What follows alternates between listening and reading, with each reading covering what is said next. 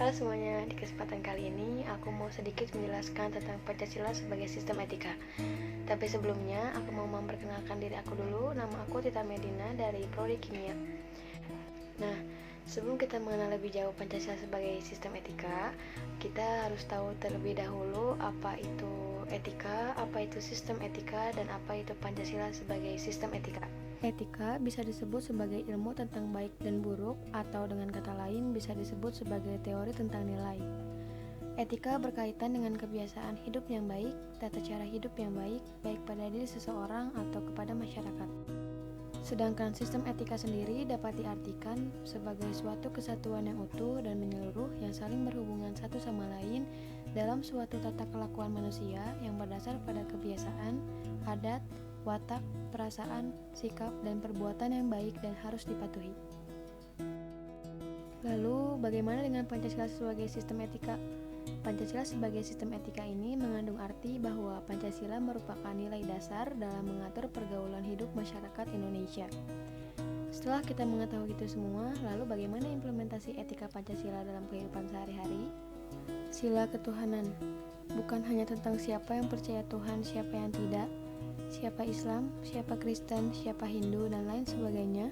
Namun, sila ketuhanan mengandung dimensi spiritual yang mencerminkan bahwa manusia merupakan makhluk Tuhan yang Maha Esa dan mengarahkan manusia supaya taat kepada agama yang dianutnya. Contohnya, kita selalu menjalankan ibadah dengan taat pada agama yang kita anut. Sila kemanusiaan tentang memanusiakan manusia, meningkatkannya kualitas kemanusiaan dalam pergaulan antar sesama.